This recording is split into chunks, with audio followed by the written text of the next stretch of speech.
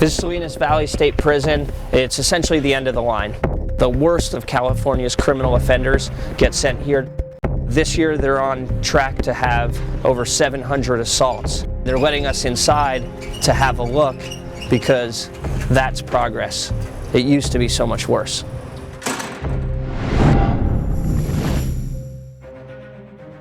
Oh yeah, that's quite the sign, huh? Yeah. Does this mean like don't touch anything? Yeah, pretty much means that if you touch the inner wiring, you're going to end up like the photo up there, which is lethal electrified fence. So anybody that tries to go across that fence is going to be electrocuted to death. All right, stay away from the fences. Yeah. About 6 months ago, we're running on solar power during the day now too. So as long as the sun's out. Are you telling me this is a green electrified fence? We are turning into a green prison, yes. So we barbecue escapees, but it's solar powered, so it's green. totally environmental. But right? it's green. Salinas Valley State Prison's progressive for more than just its green fence. Despite being a level 4 maximum security facility, it's also leading the search for solutions in an era where America can no longer afford to keep 2 million people incarcerated. My escort, Lieutenant Chamberlain, led me to Charlie Yard, the highest security yard at the prison. These are the worst guys in the state with the most prisoners in the country. We're just gonna walk right out onto the yard? That's what we do. That's what we do. The first time I came over here at this facility, I mean, just look at it right now. It's all concrete everywhere you're going. There's literally the hair on the back of your neck kind of stands up thinking, what am I doing here? You know? What kind of crimes are the guys on this yard in for? You're gonna have guys that are here that are gonna be murderers, robbers, burglars, probably got some rapists here. When you are on these, maximum security yards, they are more prone to violence, so you need to try to keep it as manageable as possible. Just within the last couple months, we have had 2 shootings Here? on the yard. Yeah, on this yard? On this yard, right over there by the handball courts. You had 2 inmates that were stabbing another inmate. So that met our use of force criteria for deadly force. The officer fired Mini 14. Like most maximum security yards in California prison, Charlie Yard at Salinas Valley is controlled by race-based gangs. Here the gangs have been so violent that inmates on Charlie Yard spent 14 straight years with their activities restricted, which inmates sometimes call a lockdown. Are people grouped here by their affiliation? You definitely, when you come onto these yards, everybody, it's kind of, I guess, self-segregation with the gangs. All the gangs will break up into their own tables. You can notice, black inmates over here, you got Bloods, Cribs, and Kumis, 415s, you name it. The blacks are usually kind of be in one area. You're going to have Southern Hispanics, and you're going to have Northern Hispanics, you're going to have the whites. But recently, Salinas Valley is fighting gang violence not with more force and more lockdowns, but with the most alternative of alternative approaches, something I never imagined witnessing in a maximum security prison. We're learning meditation skills and we're learning mindfulness skills. And our program consists of meditation instruction, talk about Buddha Dharma, and questions and answers. So we'll start and end with one bell.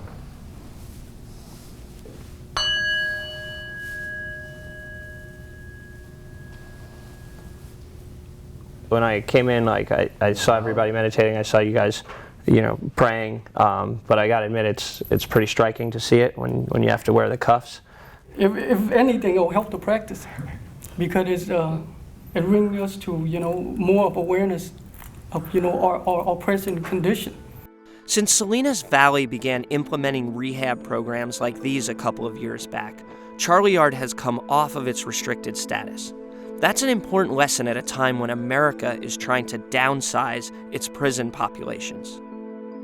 Driven by politicians eager to show that they were tough on crime, the number of prison inmates in the U.S. quadrupled between 1980 and 2009. America, with 5% of the world's population, had 20% of the world's prisoners.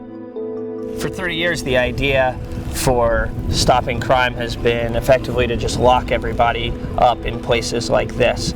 But we've kind of reached the sustainable limits of that system. We can't afford to keep building prisons and incarcerating more people. In fact, California prisons had become so overcrowded that in 2011, the U.S. Supreme Court ruled that they were in violation of the Eighth Amendment's ban on cruel and unusual punishment and issued mandatory reductions.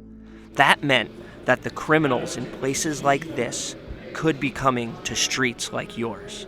So in a few maverick institutions around the country, they're trying a new approach, which is actually a really old approach. It's called rehabilitation. Rehab programs were brought to Salinas Valley State Prison a couple of years ago by its new warden, Randy Grounds, a former offensive lineman for UCLA who looks kind of like the warden in an action movie, except way more intimidating. Right now, what you'll have is new youngsters coming in that have a date, and the pyramid, if you will, the intimidation of the gang will have them doing work, and they end up catching more crimes, more charges. They end up extending their date out and becoming a lifer. We've got to do something that gets cultures and STGs to head in a different direction. So what I'm trying to do is just encourage people getting out on the yard first, getting more program, and then bringing in some experts that can be mitigators or people that will help people get together and talk. You don't have to fill a space. There's a chance for, if nothing else, for life to be here better and provide some more opportunities for people that want to do other things and maybe be at that point in their incarceration that they're looking at a life or date. There's that political pendulum has swung, and it's hard to paint that picture for people on level 4. But just FYI, the second lifer did get his date. Happened a couple of days. Happened yesterday. So. Oh, B-yard too. Yeah. All right, gentlemen. Take care. You too now. Yeah. Second lifer got a date. Wow. Second in the history of this 18-year-old institution. So it's a change.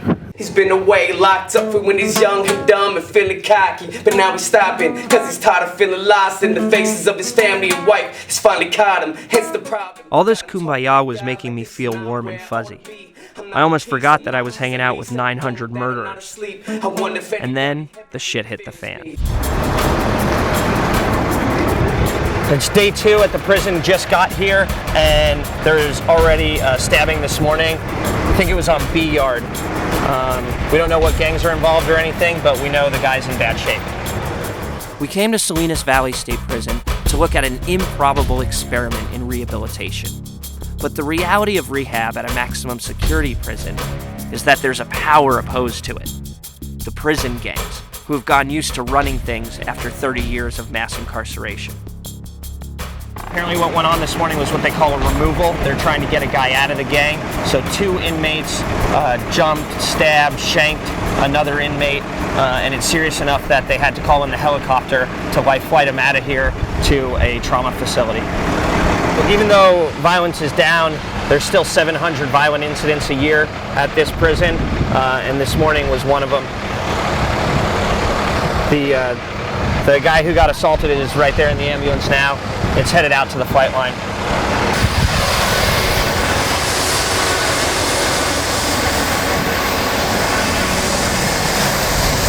The aviation paramedics, the air medics, are supposed to be some of the best in the business at handling gunshots, stab wounds, which is exactly what we have today.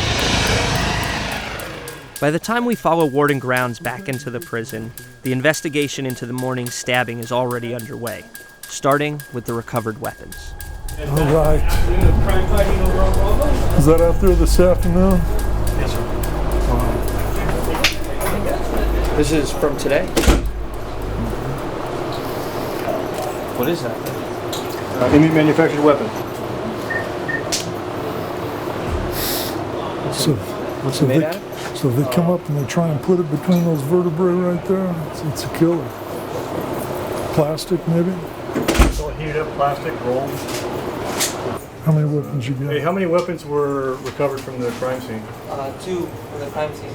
Okay. One. And then this one separate. Okay, so a total of 3. So they made these, obviously, and then they stashed them on the yard? Yeah, they stash them in a lot of ways. Won't go into that. Sorry, I asked. It's one of those ones. All you have to do is an imagination question. What is that? Is that a spoon? What is that? It just looks like a steel rod that they might have cut in half and fashioned it. Uh-huh. You know, it's sharpened to a point at one end. It actually bent on the one side. See it bent right there. Nice cloth handle. Good Grip, yeah. Yeah, that'll do a lot of damage. That's what we used today? Yeah, this is one of the ones recovered from today. Here's a good example of some weapons that we've found. We've had a few deaths, a few murders in our history, and we'd have a lot more if it wasn't for the good coordinated effort between custody and medical. We'd have a lot more deaths. Yeah, we saw that today. We saw everybody kind of played their role, knew their part. Yeah. So, how many? I mean, we saw they recovered 3 today. How many weapons are they recovering? Sometimes we'll find 25 in a shot. You know, if somebody gives us some information, we'll find a hiding place. We're pretty thorough. We do grid searches with our metal detectors, but as you can see, some of these are plastic, like the one you were just looking at. Bone crushing weapons. And they make them very creative. They make them from all kinds of material. This could come off of like a cart that we move food in. Maybe it's an inside seam or something, or maybe it's a sheet metal from a pan. So maybe just actually point us out. Just so the guys were fighting right here. Yeah. Do you see where the white is? Yeah. Don't try to kick up the dirt because that's all OC pepper spray or Okay. OC blast, so it'll just bring it back up in the air. Oh, this is his blood right here. Yeah, this is his blood Blood here. spatter. And then see, you can see where all the grenades fell. Yeah. Level 4s in general have a lot of violence. You know, there's a lot of prison politics going on, if that's what you want to call it. You know, they are their own destiny. You know, they're the ones making the choices. So it was no different than yesterday. You know. Hey! Welcome to gangland. We deal with all the gangs here, you know, from the prison gangs to the street gangs. We tend to focus on the prison gangs. We refer to them as STG 1s now, or Security Threat Group 1s, and then the street gangs are Security Threat Group 2s. So when I walk out into the yard, you know, I see all the different ethnic groups hanging out at their different tables. Am I actually looking at gang structure? Yeah, they're broke up. The Sureños will control the area of the yard, the table. The Paisas or Mexican nationals, they'll control another table. The Norteños will control a table. The different black gangs, they'll intermingle. But if there's enough tables on the yard and areas, then they'll split it up. They'll divide it up as well. And what are the most prominent gangs like? At our institution here, it would be the Sureños, and the prison gang or the STG one that they're subservient to would be the Mexican Mafia. What we would have here is their associates, individuals that run the yard on their behalf. Collect taxes when drugs are brought onto the facility. They tax the drug dealer a third, sell it on the facility, and then they send that money to the Mexican Mafia members. Yeah, I think that's something that's hard for somebody who doesn't come to prison every day to understand, that a lot of it is about drugs and money, even inside the prison. Yeah, that's the driving force. You know, they talk about a cause. You know, a lot of the gangs talk about a cause. Well, that cause is money. So we had that stabbing on B Yard yesterday. How much of that kind of violence is related to the drugs or the gangs? Quite a few of it is. A lot of times, for different reasons. You can have an individual who owes money, individuals that run the facilities. If they don't get the money to where it's got to go, sometimes they get targeted for assault by the prison gang leadership. And meaning, if you're not paying your tax up to the Mexican Mafia, you're gonna pay your tax in blood. Correct. It's like its own government, you know, within the system. They have they have leadership on the facility like the Sureños. They'll have what they call a mesa. It's just a governing body of Sureños that control that yard on behalf of the Mexican Mafia. You know, not to be too dramatic or whatever, but a lot of people won't even say the words Mexican Mafia. It's like Kaiser Soze. Yeah. Like, you're not even supposed to say their damn name. Right. Yeah, it's They're scary, right? Yeah, they control the prisons. If they're out on a mainline facility, you know, they can write out a note, write out a letter, make a phone call, a visit, and get somebody killed. So yeah, there's a legitimate threat there for speaking their name. I'm a white boy from Santa Cruz, 45 minutes away. Like, what do I do when I show up for my first day in prison? They'll do what they'll ask for your paperwork. If Wait, you're saying, you mean the gang leadership will ask to see my paperwork Yes. when I show up the first day? Okay. They'll ask to see the 128G chrono. They'll ask to see your legal paperwork to ensure that you didn't inform on your case. You weren't an informant from law enforcement. If you are and they can prove that, then they may target you for assault. So, but that like first day I walk out onto the yard, like, where do I sit? Well, if you're the white guy from Santa Cruz, right? Yeah. The white leadership in the building is going to get with you. They're going to clear your paperwork, and then they're going to you'll sit at the table or the area that the whites control in the yard. Is way more formalized than I ever imagined. That's crazy. Yeah, I mean, the notes will come in these forms here. These are the notes? And what are some of these things saying? And you found, these are all notes that you found? Correct. You call them kites, right? Kites, notes, there's several different references. So, so why are they all in plastic, Patrick? Oh, I think they're just in plastic to preserve them. I think they're biohazard now. They are in plastic because they were secured inside somebody's rectum, yes. So. Just as I was about to touch it, just in the nick of time. What you got, it's a hit list, so it's just a list of individuals targeted for assault by the... Oh, right here, all these names, like this. Oh, yeah. They'll refer to it as a bad news list, B&M, or NGL, no good list. I had no idea that the system that the gangs use is so formal and so official. So it's like if you're sentenced to jail and you come to a level 3 or level 4 facility, there's almost two systems of control. You're under the control of the correctional officers, but you're also under the control of the gangs. Yeah, they do control the facilities. You know. That bears repeating.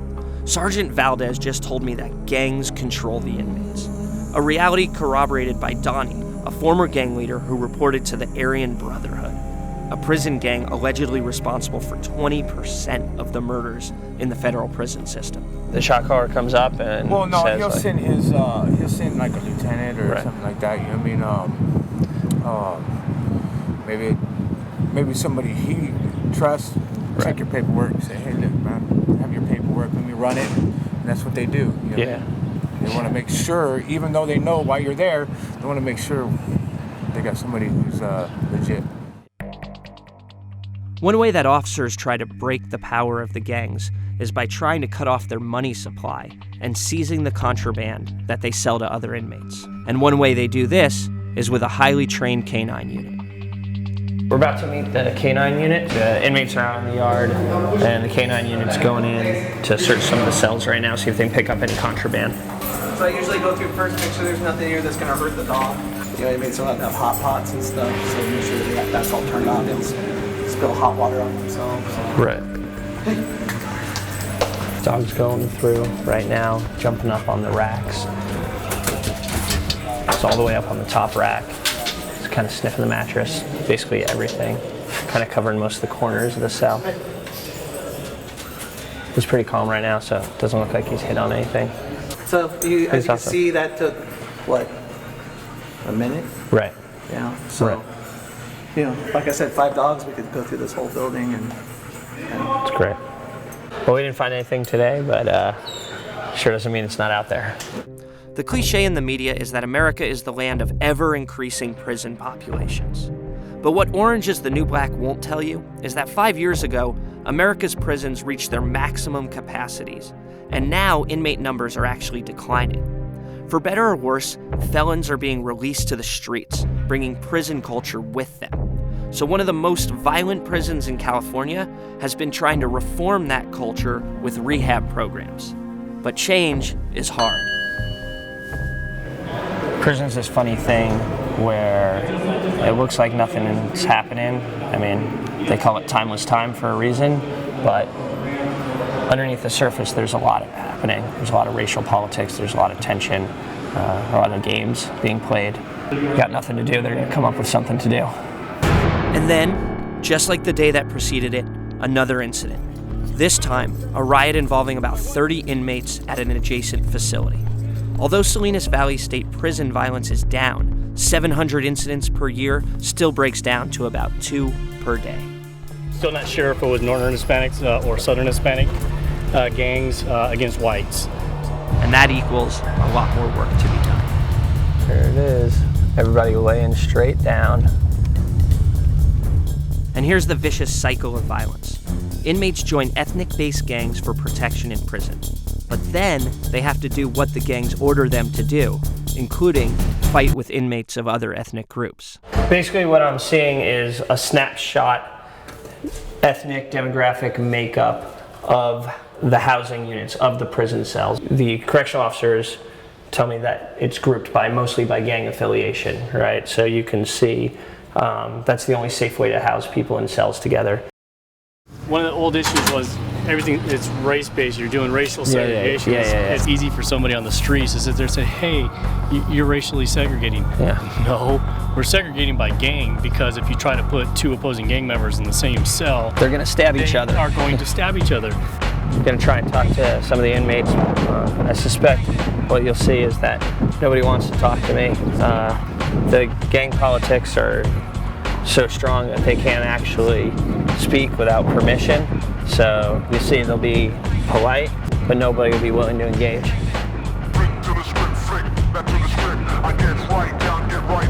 What's up, you guys?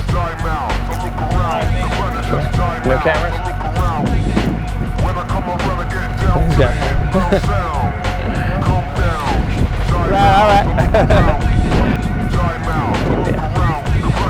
That's a bust. It's hard to get inmates to talk on the general population yards because they know the gangs are watching. But a yard at Salinas Valley is the SNY, or the Sensitive Needs Yard. It's for inmates who are at risk in general population, some of them because they dropped out of gangs, which is what rehab programs want inmates to do.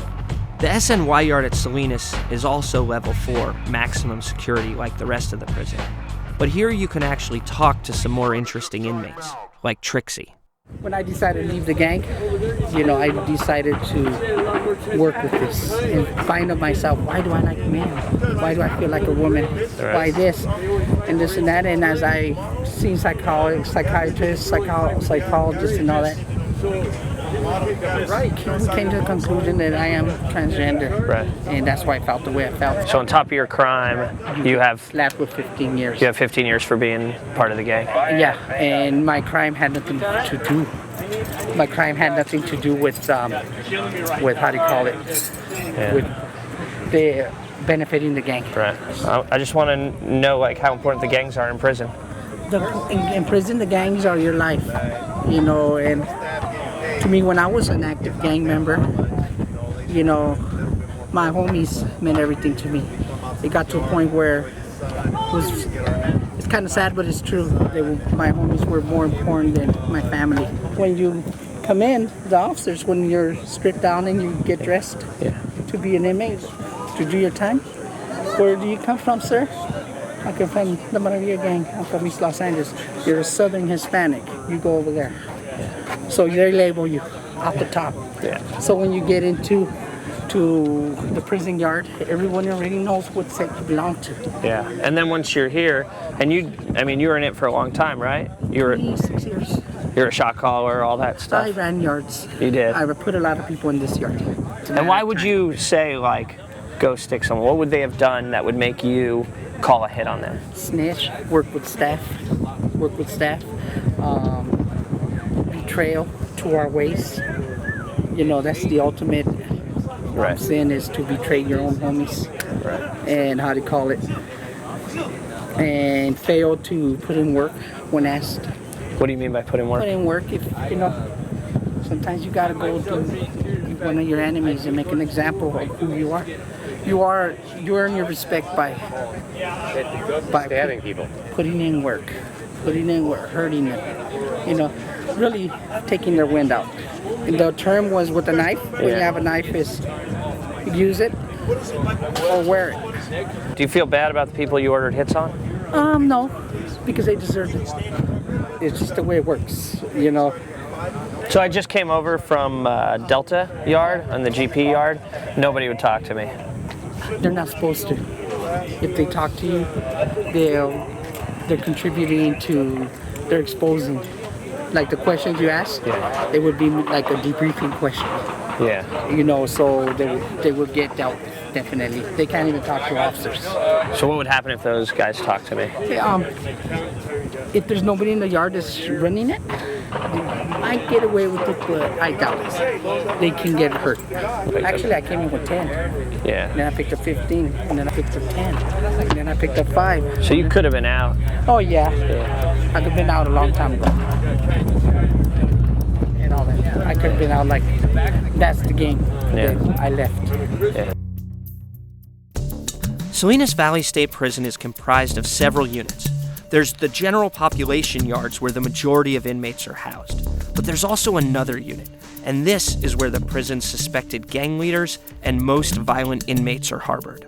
All the inmates that are housed in here are in here for various reasons. It could be disciplinary in nature. Maybe they did a battery on another inmate on a yard, murdered another inmate, drug distribution. In the quarter century in which America's prison population quadrupled, the emphasis was on keeping criminals off the street, not rehabilitating them. In prison, there was tremendous gang-related violence, and the perpetrators of that violence often ended up in places like this ADSEG unit, known commonly as the Hole, a prison within the prison. Anytime you're in an administrative segregation unit such as this, or anywhere else in the state of California, you're mandated to wear a stab vest. Underneath, my shirt, as a lieutenant, we always wear a stab vest at all times. Officer Lamelli's gonna shoot us some vests so we can walk down into the tiers.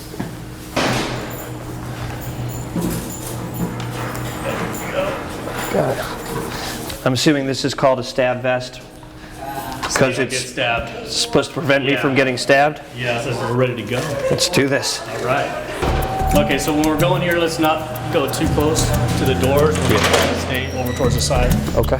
For security in case of gas scenes and stuff like that. Yeah. Gassing, by the way, means they throw shit on you. How you doing? You all right? Good? How long you guys been down here? I've been down for a year. No, in ADSEG. January. Since January? How about you, man? You been in ADSEG for a year? Crazy. How long you been down, man? How long I've been there? 8 years.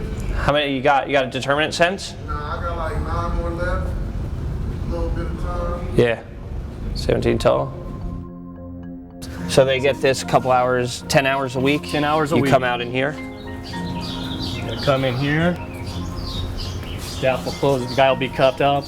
They'll close the port, or close the door, and they'll open up the port, remove the cuffs, and you come out here for a couple hours exercise for 10 hours per week. Yes, I do a lot of burpees, a lot of squats, a lot of push-ups. They don't call it a prison workout for nothing. Yeah, burpees is a real popular workout with these guys. I bet it is. Yeah, it's one of the most popular ones we see on the yards all the time. Or a lot of the guys will jump down and then they'll do the stomach hit. Trying to tighten up. Tighten up the abs.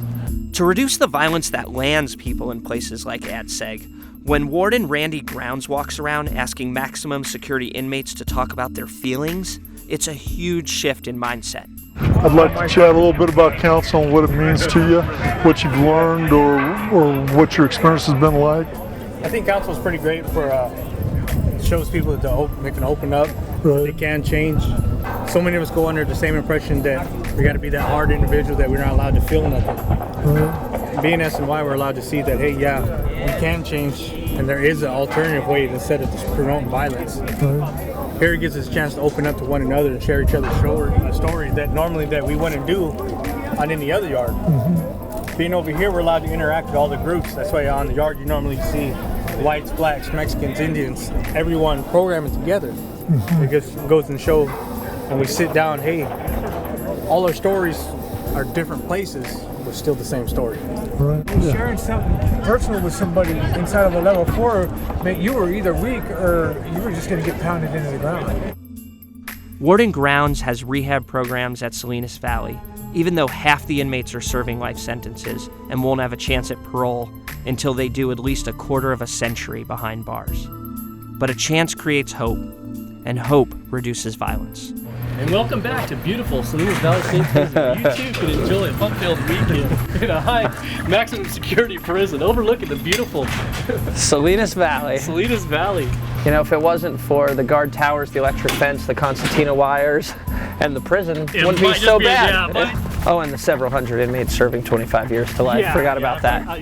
Just overlook the murderers, right. And, robbers and burglars and all that. Last thing I want was one of these guys that are being released is to graduate to that next level of crime, commit murder on a family member of mine or a friend of mine.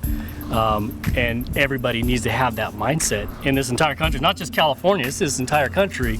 Inmates are being released, and if we're not giving them something, then shame on us. We have to do something.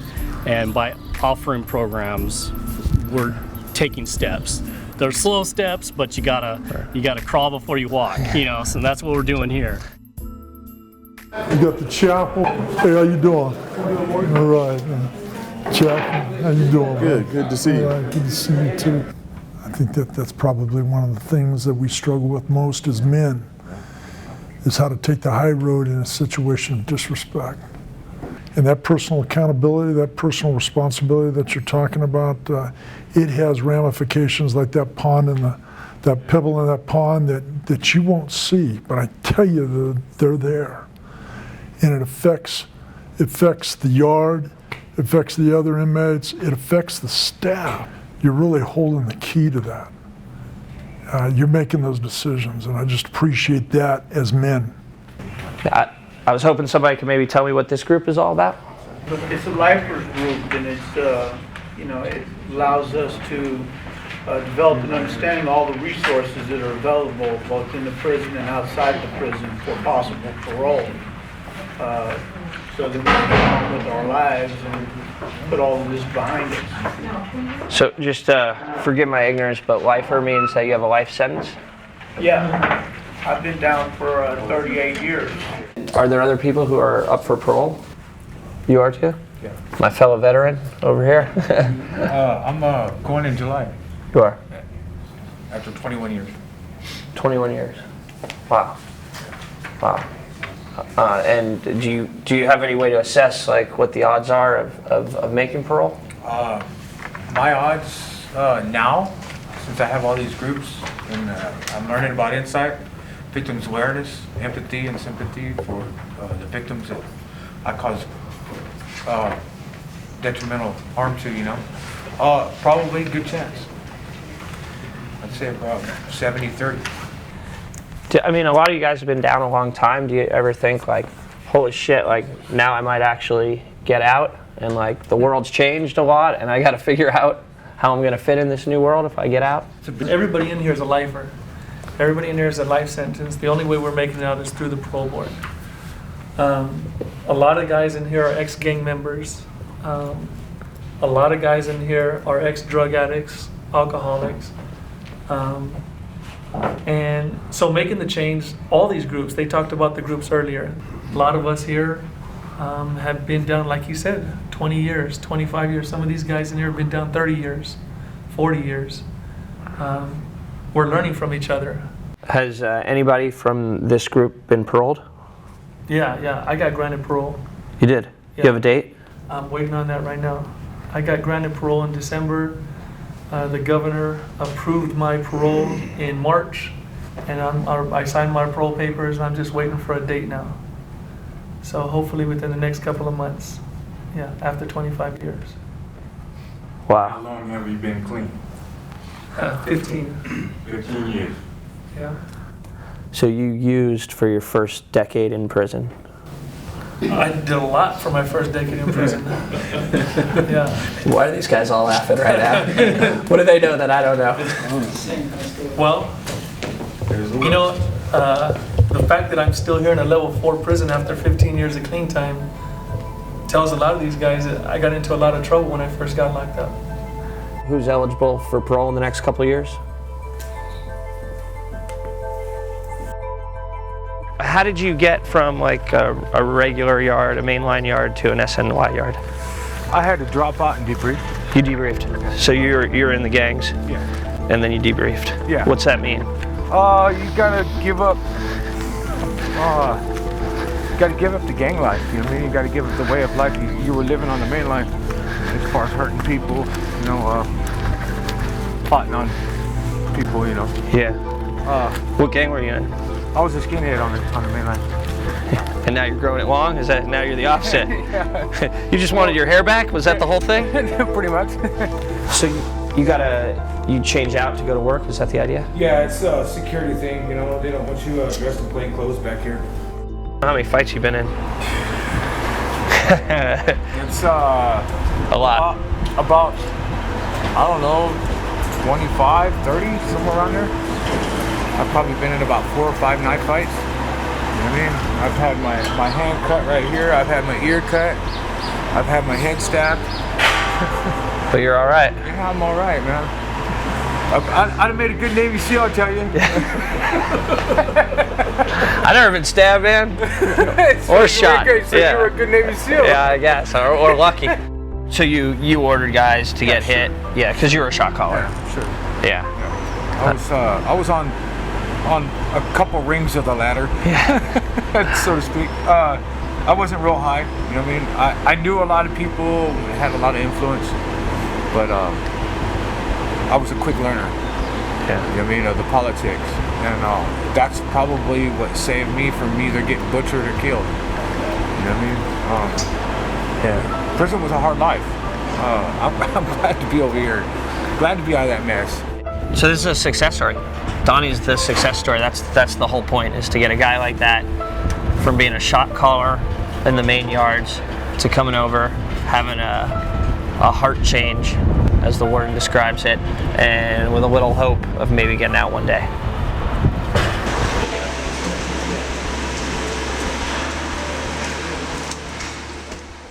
America is sitting at a crossroads. After 30 years of trying to make us safe from crime by locking up every offender for long sentences, now we're letting them out. This maximum security prison says you better offer these felons something before they go.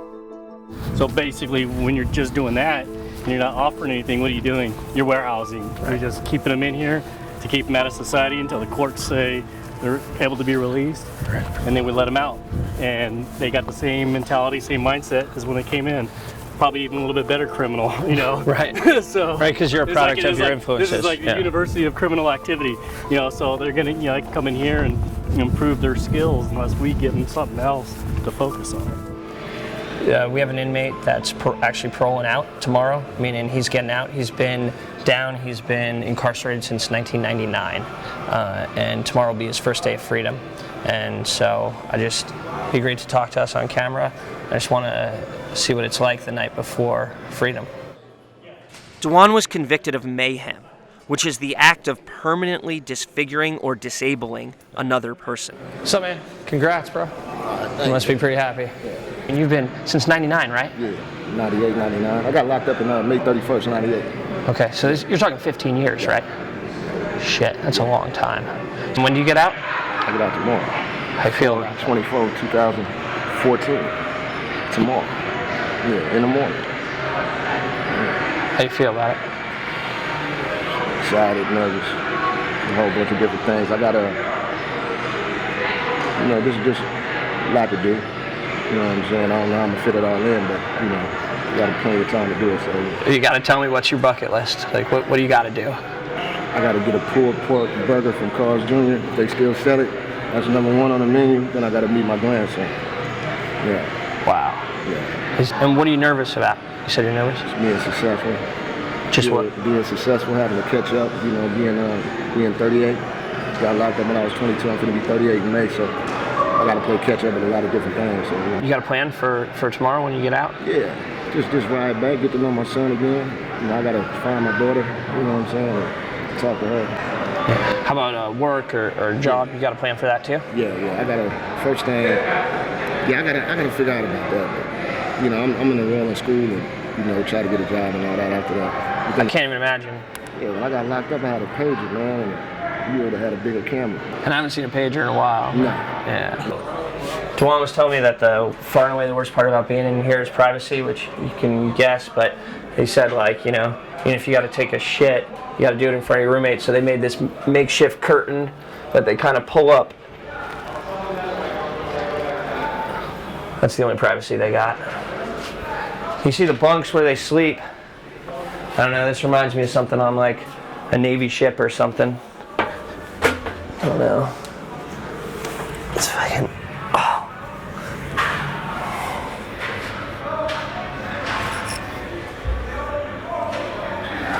It ain't memory foam, I'll tell you that.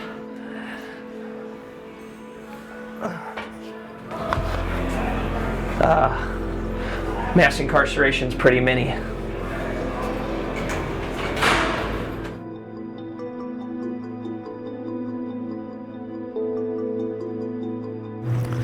Every time that gate opens, every time. Yeah, definitely.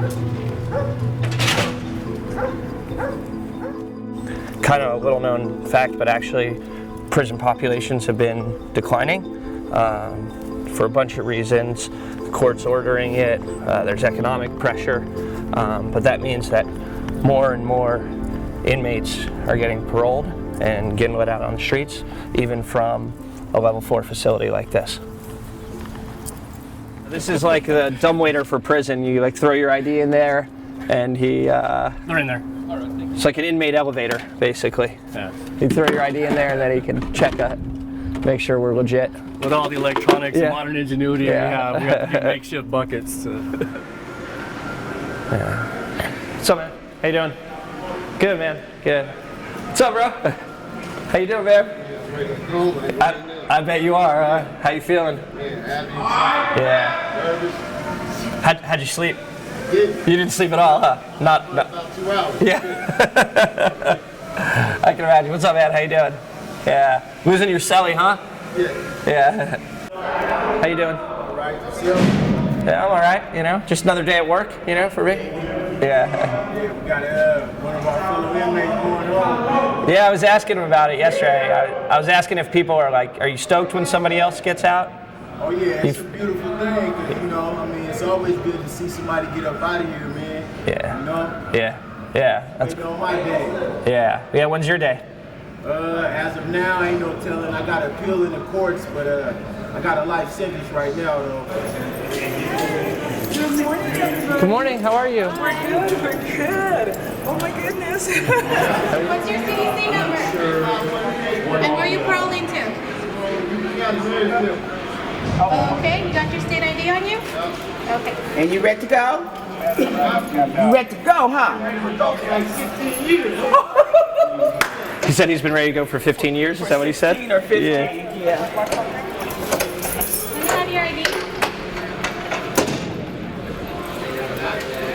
You got some clothes. 118? You got some No, clothes. I'll be discharging out of there. Oh, are you? Yeah, man. Okay. How's last time you're doing this walk? It's like a lot of people yelling. People seem to be pretty excited. This morning I asked him, you know, how he slept, and he said not at all. Yeah. 15 years. All he's seen is this yard right here. That's the most outside he's seen. It's kind of wild. Juwan, what are you thinking as you're leaving this yard right now? Man, relief. Relief, huh?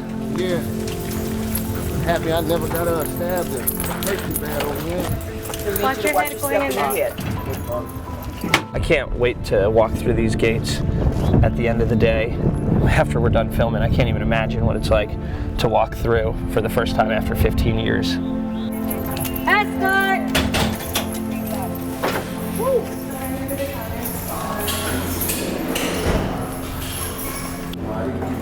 Yeah, you don't need that? Yeah. No, we got you, okay? We got a picture for you. Okay, you had $39 and 61 cents on the books.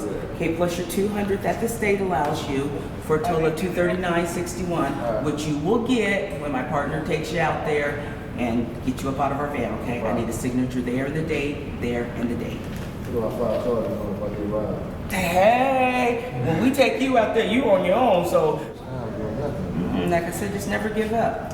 You know, go out there because you have one strike against you, but you don't let that stop Your you. family send those to you? Yeah, my sister. Yeah, these are dress outs. They can either take their dress outs, which their family sends to them, or they can buy the state clothes, which is like a beige color, khaki type of pant, a t-shirt, and state shoes. Those look too small. You better make them work, okay? Thank you. When was the last time you wore regular clothes? 98. Oh, look at that. Well, maybe it's because you got all swole up in prison. Were you this big when you went in? Nah. No. I was a little bit smaller. From lifting? Yeah. Yeah. You're so excited, huh? Yeah. It ain't hit me. It'll probably hit me tomorrow when I wake up. Right. After I had a good meal, but right now, I'm not. Yeah, well, you're still in this fucking thing, you know? Yeah, this is shit. You know, Yeah, you're fine. Good looking out. There's some more. Good luck. All right. All good? Oh, here. I guess I'll catch up with y'all in a minute. All right. Yeah, go ahead. You ain't got to tell me 3 more times.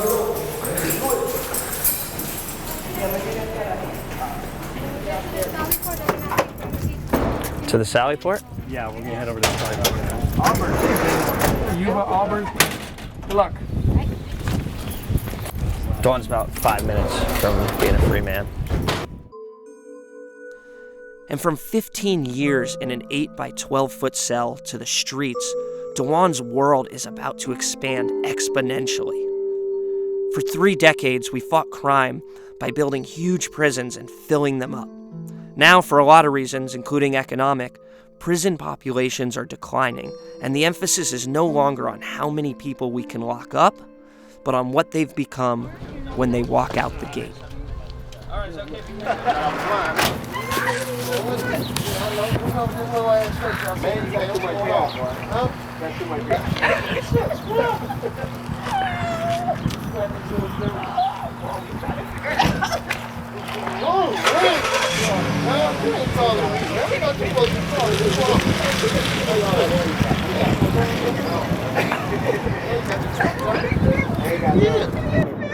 Are you doing okay?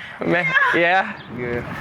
This is your son, right? Yeah, that's my boy right there. Yeah. 18 years old. You know what I'm saying? Got the little kid. Yeah, I ain't gonna say nothing. You all right, Mama?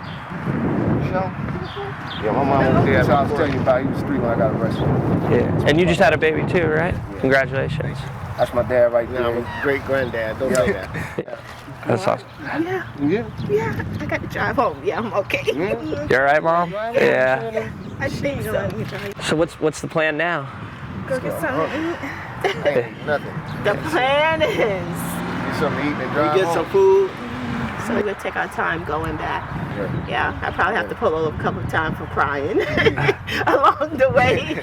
So DeJuan, thank you so much, man. Congratulations, really. Bye, you guys. Thank you. This prison's fledgling but still radical experiment in rehabilitation is unproven. What is known is that we're on the edge of a sea change in incarceration. The old system is ending, but the new one depends on taking some of the nation's most violent guys and hoping they walk a straight path.